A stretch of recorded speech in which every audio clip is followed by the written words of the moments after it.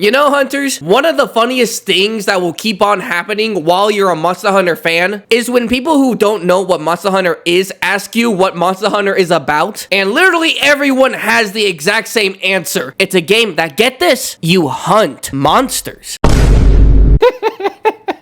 Oh my goodness, it gets me every single time seeing people's faces when I tell them that. Because yeah, a game called Monster Hunter, there's a lot of hunting, there's a lot of killing, there's a lot of deaths all around you. As hunters, we've kind of gotten used to seeing monsters die right in front of us and not thinking much of it. But I'm not gonna lie, hunters, there have been times where I see a monster die and I kind of go, damn, did he really need to die like that? And those deaths are the ones that I want to talk about. The horrible deaths in Monster Hunter. Now I gotta make some things clear here. When I say horrible deaths, I don't really mean like gory deaths, like blood and guts everywhere. No, I'm not talking about that kind of death. The deaths that I'm talking about are the ones where when you see a monster die, you just kind of feel bad. Heck, maybe even a little sad. Like, damn, that's a horrible way to go out. I'm sorry to see you go. I'm also not going to be mentioning every single death that's ever happened, so I'm guaranteed to be missing some deaths here. The deaths that I will be talking about are the ones like with Kelby being eaten whole by Kezu. I mean, just look at this. This is sad to see. My man just wanted some water and shit, and like, that's a horrible way to go out. Deaths that I won't be talking about are the ones like Tigrex dying to Violet Misasune. Like, we didn't even see how Tigrex died here, and I don't feel bad about this death just because, well, maybe next time you shouldn't be fighting a fucking rare species Tigrex, yeah? So with those examples, hopefully you understand like the deaths I'm talking about here, and if you're still confused, too bad, we're continuing on with the video. So let's start with a death that kind of just happened in the series,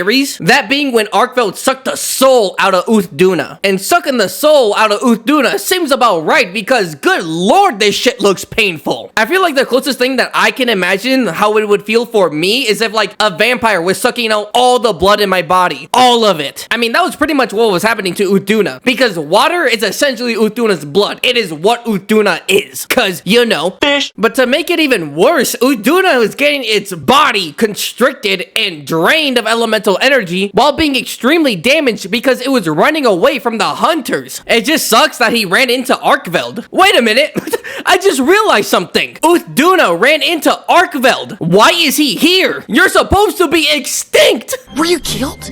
Sadly, yes, but I lived. No, really think about it. Imagine, you just ran away from someone who you were in a fight with. You are on your last leg, health bar blinking, no bandages, no minis. Well, at least you got away. You're all good now. And then you look to your left, and there's a fucking T-Rex there. Like, what are you doing here? That shit doesn't even make sense. Why did they do Uth Duna so dirty? This was such a sad and horrible death. From context that led Uth Duna there to that moment, to the way that Uth Duna actually died. Hunters, can we get some RIPs for Uth Duna in the comments? Now, on to the second death that isn't as bad, but still sucks. Narwa killing Ibushi.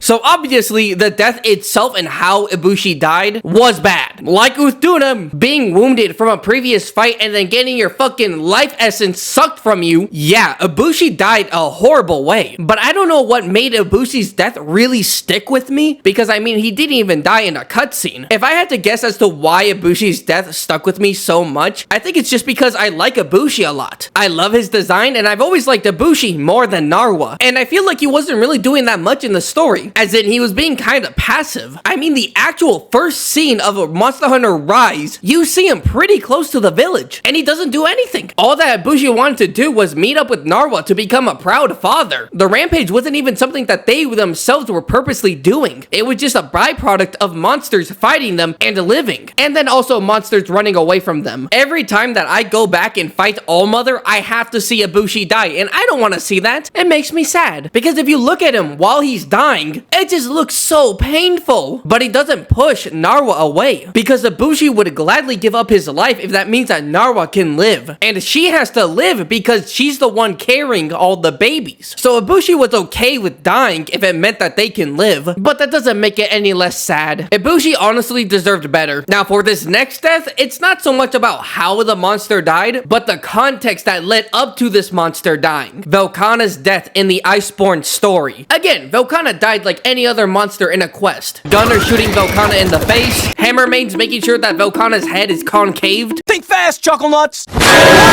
Longsword users using the power of anime to kill monsters. Hunting horn players playing the thick of it to make sure that the monster is deaf and then eventually kill it.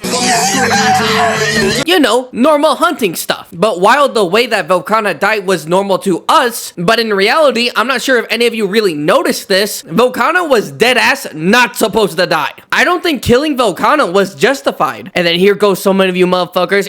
Well, it was justified for me because I want a new weapon.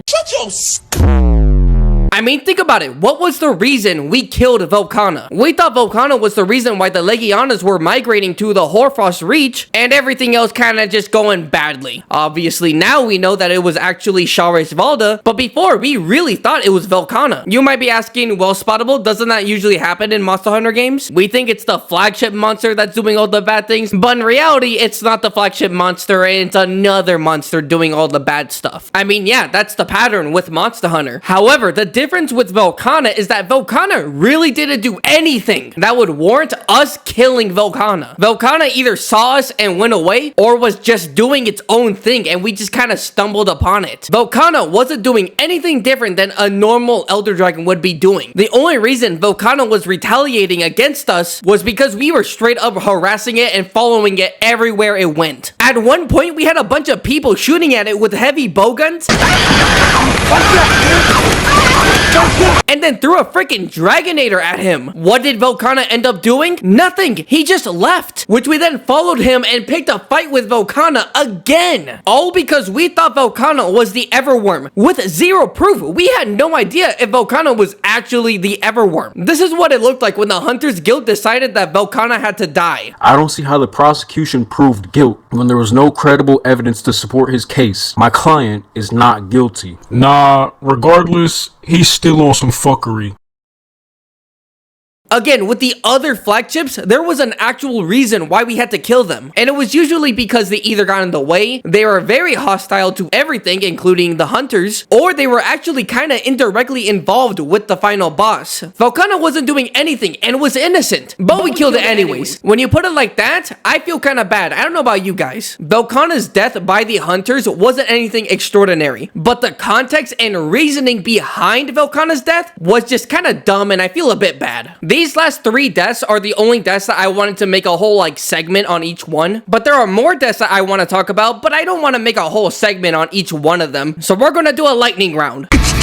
And let's start with Ebony Odogaron killing regular Odogaron, because I've never liked this. As in, I never liked seeing Odogaron fail. He's my favorite red puppy. I don't like seeing him die, especially since it looked like he was really trying and then he just died a really bad death. Because why did they have to do him like that? He didn't have to go out that sad. Next is Celtis Queen killing Celtis. And to just straight up, this is an abusive relationship. Manipulating Celtis by using pheromones, treating him as just another weapon to use, not caring if the Celtis that you're currently with lives or dies. And then at the end of the day, Celtis Queen kills Celtis by slamming him on the ground and then eats him. Fellas, make sure you're being careful when you choose a girl to be with. Don't end up being like Celtis, being used and then eaten. Next is when Anjanath died to the Kyrios. Listen, can Anjanath be a big bully? Yes, but he doesn't deserve to die like this. Dying by the Kyrio looks like a painful and slow death, but usually as the hunters, seeing a monster limp away makes us happy and think that the job is almost done. But here, seeing Anjanath limp towards us, it's just depressing. By the way, before we got there, you know that the Citadel sounded crazy. They jumping me! They jumping me! And for the final kill when Agnesum died to Luna Garen. And the reason I feel so bad seeing Agnesum die here is because Luna Garen wasn't taking this shit seriously. He wasn't killing Agnesum normally. He was just playing with his food. I mean, just look at this. He's not straight away going for Agnesum. He has to first body check the freaking Damiel Hermitar that I killed, completely destroying the cart, and then goes for Agnesum. But before that, peep this. Notice how Agnesum is falling towards us? He's not failing to fly towards us and try to get away from Luna Garen. Look at the way he is right here. He is facing sideways, and his wings aren't even up. Luna Garen threw him at the hunters. Luna Garen was being a dickhead this whole cutscene, and that's why I feel so bad for Agnesum. Because Luna Garen was playing so much with Agnesum and just toying with him, he died a slow, painful death. I mean, just look at the poor boy. I don't even want to see this anymore. And those are all the horrible deaths in Monster Hunter. At least the ones I wanted to talk about. But do you guys want to know something kind of weird? I'm actually glad that they added all these horrible deaths in Monster Hunter.